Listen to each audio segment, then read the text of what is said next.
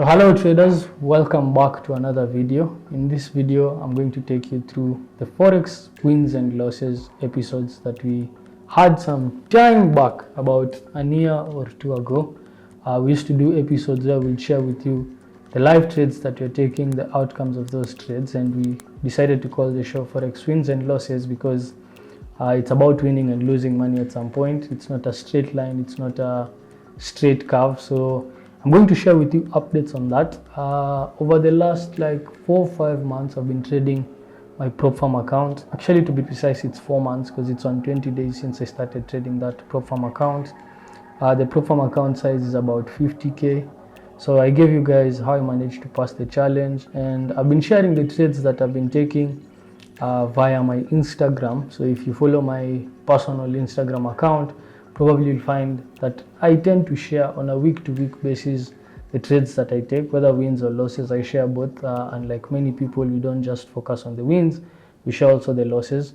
And it was out of that someone said they needed a video, an update on what is happening on the 50k account. They were inspired by some of the trades that I was taking and how I was flowing with markets, and they wanted to know how I go about different things. So until then, we never had our office yet, so we were still building out this beautiful space that we now have. But we're finally cleared building out the space. The space is now up and running, and we're now back to fully trading full time. We still were trading even when the office was not there, because you don't need the office to trade. But what we were not doing was sharing with you guys the updates of what is happening generally from the accounts. So that is what I'm going to be doing. I'm going to be sharing with you the trades that I've been taking, the updates that we have on different markets, and trying to explain to you guys the different things that I'm doing. Hopefully you'll learn a thing or two about markets, and also you'll get inspired at least to look at markets in a different way, or at least to think and trade in a different light. By the end of the day, each video that you do is an effort to try and pass along the right principles that you can use for trading markets generally. So how have been the 4 or 5 months that I've been, what's been my general experience when I've been looking at markets during that time when I've been trading? Quite good, but also I'd say it's quite challenging. I'd say it's not a straight line. Passing the challenge is one thing, making money consistently is a totally different ballgame. However, I've still managed to have a couple of withdrawals. I think I've had a total of 3 withdrawals in that 4 months. That means on a month-to-month basis, we can say that out of the 4 months that I've been trading, it's only 1 month where I never managed to withdraw some money. And if you think about it, that month is probably this month, and this month is also not over. So we still have 10 days left before the month is over. I think I was looking at my calendar and I could see that we have about 10 days for the month, which is this week and next week, because next week on Friday will be about 2nd June, I think, if I'm right on the calendars. If I'm wrong, you can also update it. So my general experience, I'll be sharing with you now my these videos every 2 weeks. I can't share every week because I am a swing trader. So some weeks I take 1 position, 2, maximum of 3 or 4. Some weeks I don't have any trades. So if I just do it week by week, then there are weeks that I won't have anything to share. And if I do it bi-weekly, at least I'll have at least a couple of experiences to share from my 2 weeks of trading, because I feel like 2 weeks you can learn something as you're trading markets. So this video, generally, I'm going to share with you my general experience on what it takes to be consistent, the process that I use, the experiences of withdrawing money from these prop farms, how it's been. I'm going to look at my outlook on different markets, what I think about the dollar, what I think about different markets. The Zoom sessions will also be back as from next week. Then I'm going to take you through the process that I use to journal my analysis and journal my trades and the trades that I've taken probably for this month. And finally, I'm going to share 1 or 2 insights that I've gotten from my sessions with my trading psychologist, which have also really helped for me to improve my performance. So generally, those are the 5 topics that I'll cover. And I think I'm going to start with my general experience trading the 50k MFF account. So first things first, I'll come back down to my account analyzer. I want you guys to see the back end of my account. So this is the account status. You can see it's active. Precise number of days since I started trading is about 119. I will take you through the notifications of my withdrawals, but I don't really find it healthy to share with people. If you don't see my trades, I don't think it's necessary for me to take you through the payouts.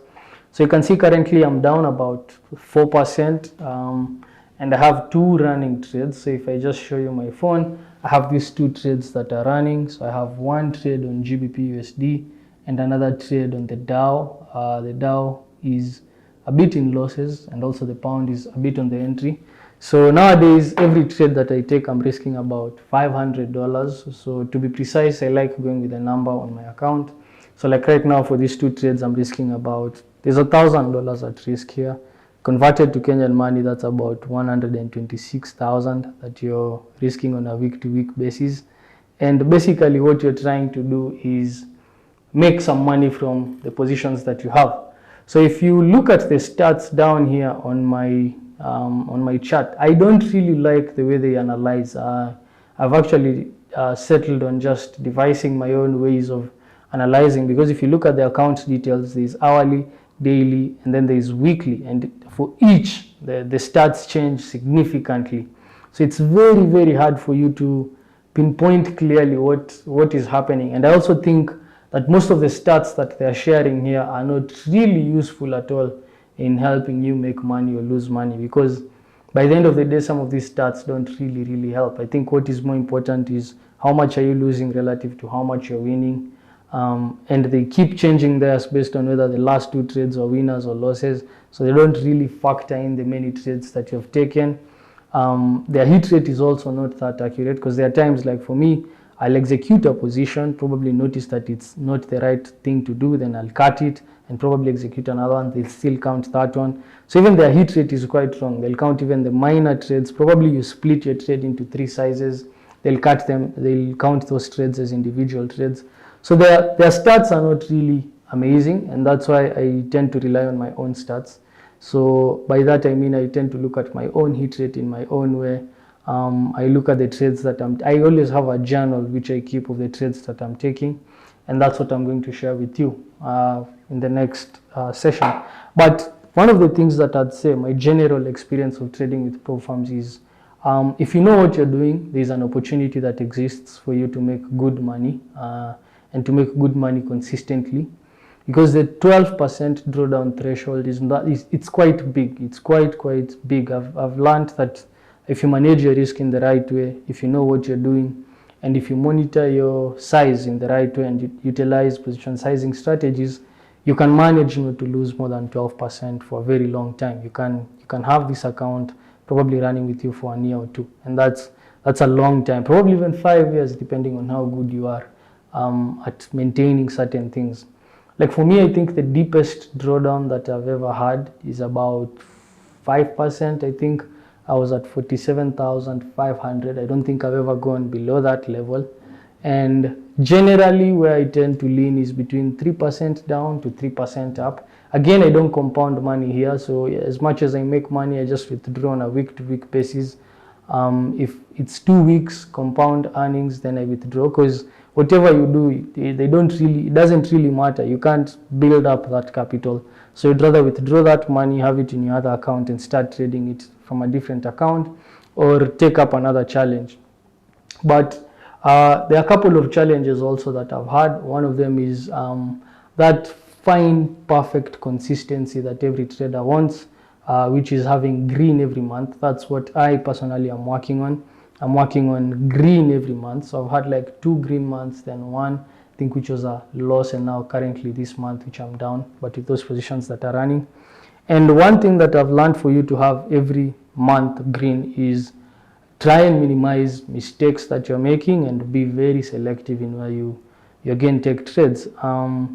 For me, one thing that is really preventing me from getting to that is I'm still working on. It's not preventing me, but that one barrier that I'm still working on is being able to at least be as selective as possible. By that I mean, when there are no trades, staying out of markets, not getting lost in the bottom, or trying out different things. Sometimes I tend to just be so comfortable and try out trading my own opinions, leaving alone my system sometimes.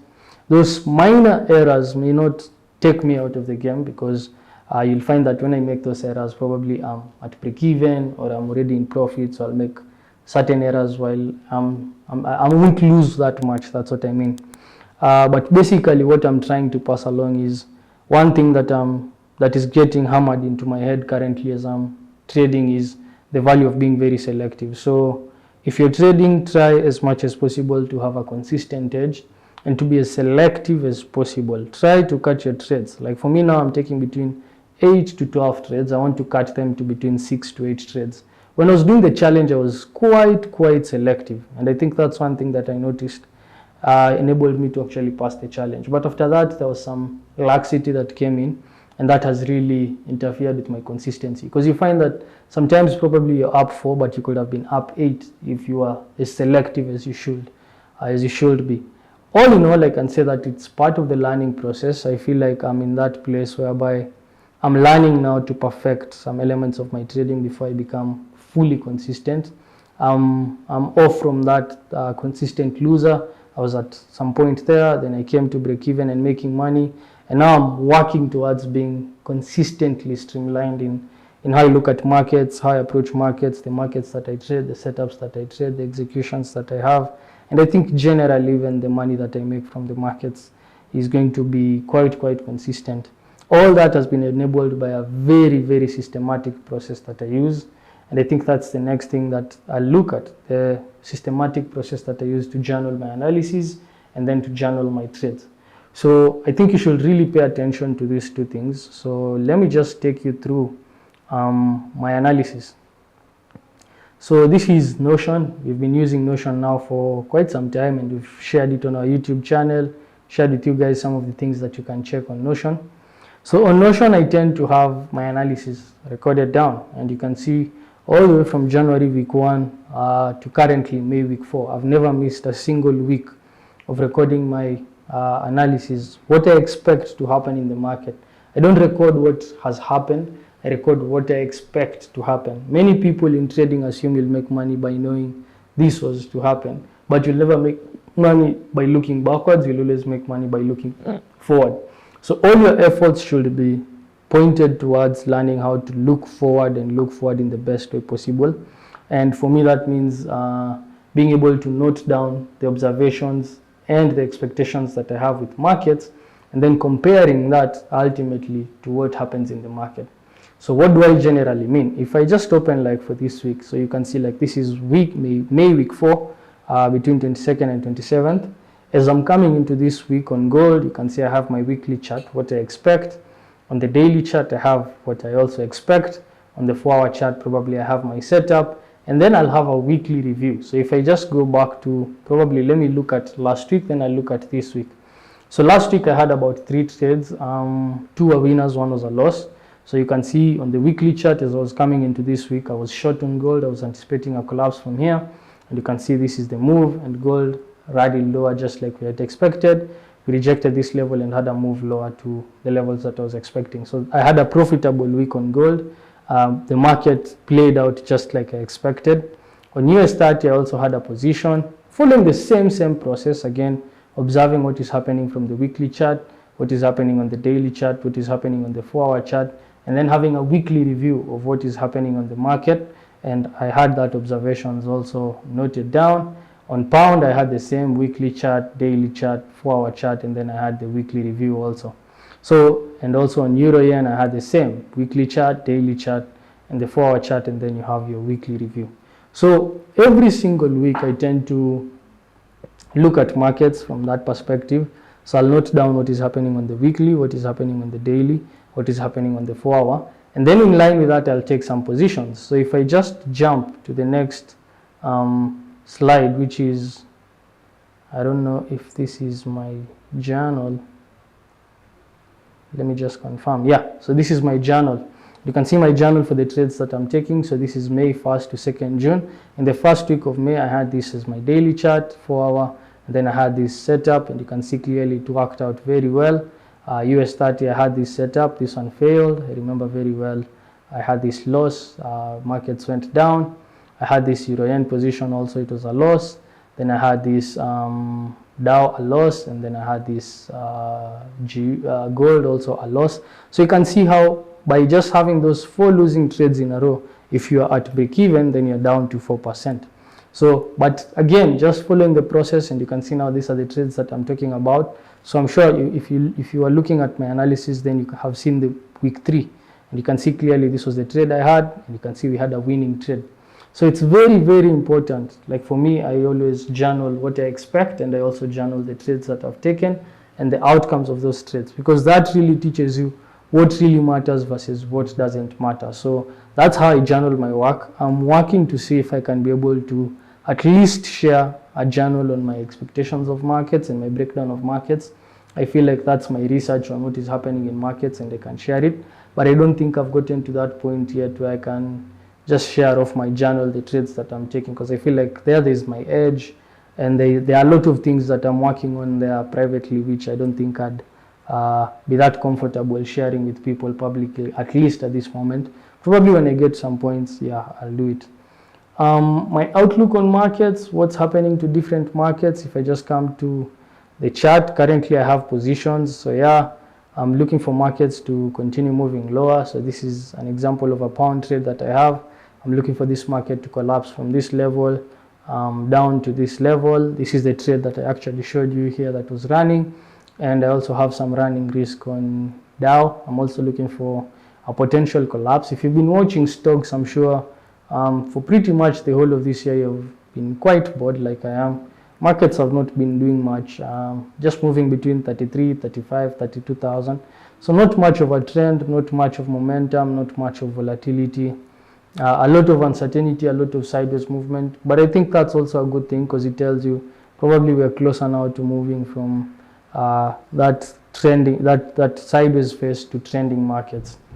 Another thing that I'd talk about is what is happening with interest rates. The last rate we saw was at 5.2. We still think they go higher, probably to 5.5 before they start cutting.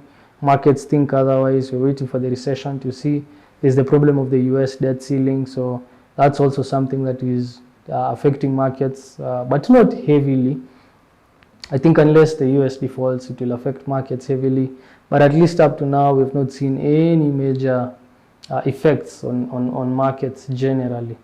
So every week now, I'll be coming along and passing along the trades that I've taken, the principles probably behind those trades. Not in depth, obviously. If you come for a class, I think it will be easier for you to understand, because when I do these videos, sometimes the video is 10, 15, 20 minutes. I'm trying to decompress as much as I can and put it in this small video for you guys to learn something. At the same time, I'm trying to leave out as much as I can so that you guys can pick up what is really, really important. The final update that I'll have is the sessions with our trading psychologist. We normally have sessions every week, whereby we discuss different elements of psychology that can be incorporated into how we look at markets. We're also trying to really work hard to incorporate these sessions as part of the course program and learning program. At least a student probably gets 2 or 3 sessions with the psychologist after you develop to some point. That is still in the works yet. It's still not developed. But one thing that I think is very, very important is having someone to keep you accountable, someone that you can work with on your goals, and someone who has some experience in that field, who knows the different things that you can utilize. Like right now, we are using a very, very good framework called cognitive behavioral therapy, and we are using it in markets to understand how our thoughts, our behaviors, and our feelings are intertwined into how we behave around the markets. Very, very useful exercise, very, very helpful. I think for those who are interested in learning more about how you're using it, probably pay us a visit or enroll into one of our programs. We'll take you through how you can use some of those techniques. I had learned them some time ago, but when the psychologist came in, she shed some light on how you should use those tools, and they've been very, very helpful. So generally for today, I won't go into the positions that I'm taking. I think starting from next week, when we'll have the technical breakdowns, we'll come back now fully to sharing with you the positions that I'm taking, the reasoning behind them, and the outcomes of the different positions. But I think for today, that was a general update on the 50K account. I still have the account. Majority of people, I'm sure, may be thinking I blew the account. No. And like many traders, I did not just pass that challenge. I had really worked on my trading before I took up those prop firm challenges. So for me, those challenges, those rules, they're quite steep, but they're manageable. If you keep doing the right thing, you can easily manage those ups and downs. However, the risks are quite high if you don't know what you're doing, or if you just play the game without paying attention to some critical rules. So I think we'll catch up with you guys on the next video that I'll be sharing. Lawi and Caleb will also share with you how their trading has been in separate videos. You'll be able to see the different things that we're doing, the different trading strategies that we're utilizing, and the different markets that you're trading also. That will also help you make some decisions. Even the process of journaling, I think, is quite different for both, among us. Each person has their own way of looking at markets, and that really dictates how you journal your trades. So currently it's about 3:30, heading to 4:30 Monday in Kenyan time. So let me get ready for New York. We'll catch up with you guys next time. Peace.